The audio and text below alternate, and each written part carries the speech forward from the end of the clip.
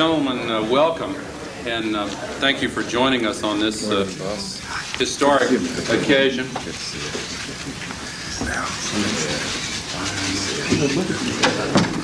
Senator John Glenn and Congressman Bill Clinger could not join us today because of other things on the schedule that could not be changed, but we're very pleased that Congressman John Conyers and Senator Bill Roth are here, the two leaders who have really pushed this bill forward. This is an important milestone, and this legislation, which the President is about to make into law, will be one of the centerpieces of the effort to transform the way government works in our country. This will put us on the road towards something called performance measurement.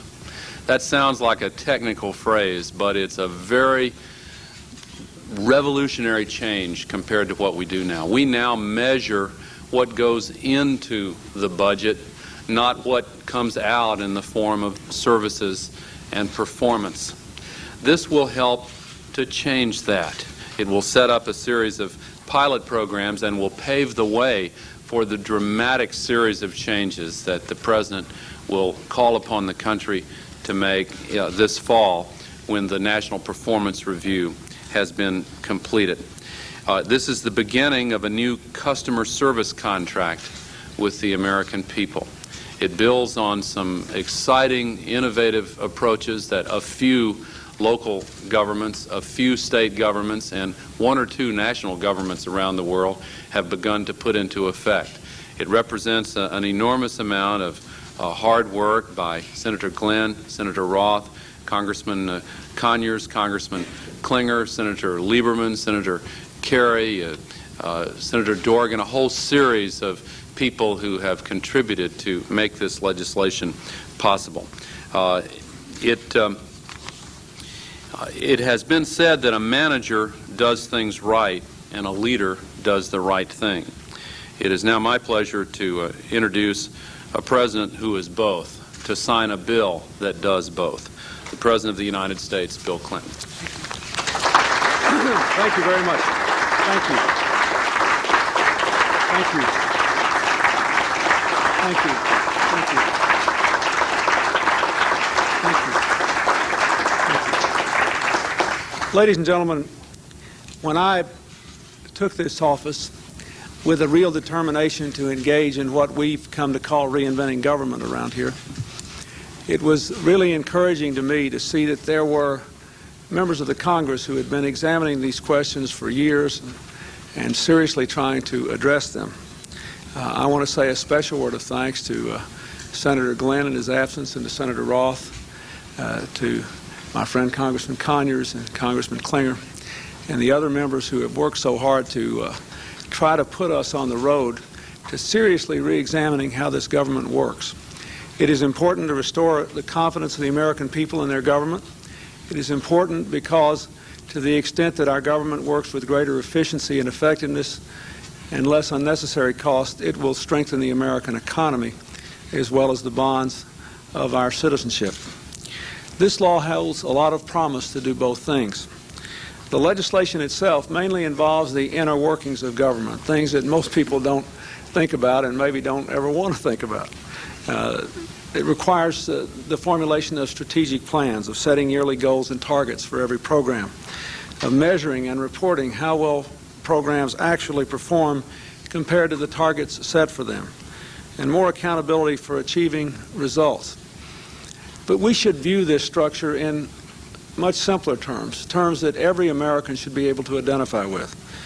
The law simply requires that we chart a course for every endeavor that we take the people's money for, see how well we are progressing, tell the public how we are doing, stop the things that don't work, and never stop improving the things that we think are worth investing in. Earlier this year, I met with our staff to discuss this. The Vice President and I were both enthusiastic about this bill, and I am very, very pleased that it has passed so rapidly. I do want to point out that it is, as the Vice President said, an important first step in the efforts to reform the way the federal government operates and relates to the American people. It may seem amazing to say, but like many big organizations, ours is primarily dominated by considerations of input. How much money do you spend on a program? How many people do you have on the staff? What kind of regulations and rules are going to govern it? And much less by output. Does this work? Is it changing people's lives for the better? Can we say, after we take money and put it into a certain endeavor, that it was worth actually having it away from the taxpayers into this endeavor and their lives are better? These may seem like simple questions, but for decades they haven't been answered in a very satisfactory way. We are determined to do that. I think it's fair to say that most Americans will understand that no organization as large and complex as the national government can be transformed overnight. I also want to say that a lot of the things that this government does, it does pretty well. And there are a lot of dedicated employees out there who do their jobs well. But everyone who has ever spent any time looking at how we do things, how decisions are made, how they tend to pile one on top of the other year in and year out without ever being examined in total or in terms of their effect, would say that this is an effort that is long, long overdue. So I ask, as I sign this bill, for the support of the American people to continue the work of reinventing government and for their careful attention to the report that the Vice President will present to me next month. I ask for the support of the Congress in being willing to re-examine all of our assumptions and to try to take a fresh look at the way we spend the people's money. And I ask for the support of the fine people who work for the federal government to try to find a new spirit of renewal and change that I think will make their jobs more satisfying and I know will help to restore the credibility and confidence of the American people in the public enterprise. Thank you very much.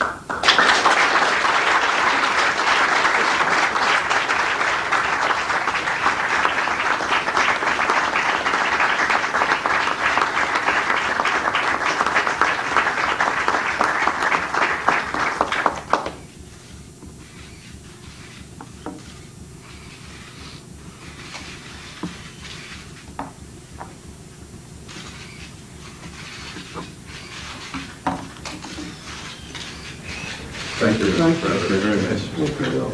You bet. Good luck on the program. Either one of you like to say a word? Well, if I could just make one comment, Mr. President, Mr. Vice President, I'm so happy that the Government Operations Committee will be playing the kind of role that we will be in this matter. You know the old saw that you don't want to know how sausage and bills are passed. Well, we're adding now, we're going to find out how government works. And when you called us into the White House a few months ago and said, I'm putting the Vice President in charge and we're going to start doing something, and then we're going to pass a law to back it up, I knew that this was business and we're going to get this job done. Thank you very much.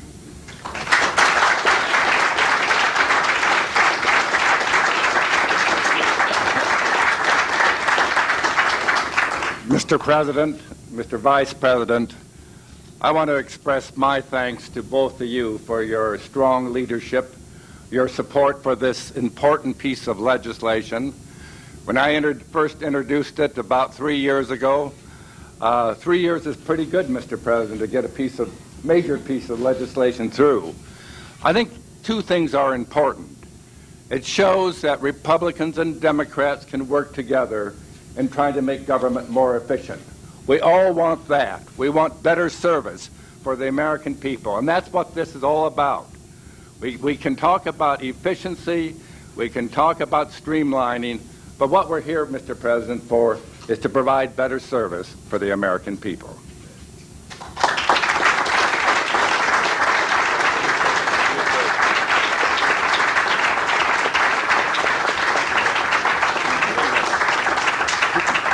Mr. President, I hope they will forgive me for not acknowledging them each by name, but the members of the committee staffs on the House and Senate side have worked long and hard on this. And may I say that Leon Panetta and Alice Rivlin, who has written for many years and worked on this problem for many years, are among the many in the audience here who have worked hard. There are a lot of specialists with the National Performance Review, our senior policy advisor, David Osborne, Elaine Kmart, Bob Stone, Bob Kaminsky, Billy Hamilton, and others who have worked long and hard on this, and I just wanted to acknowledge some of them and all of them as a group because they've made this happen.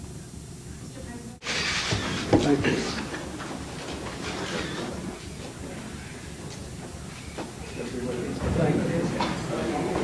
Thank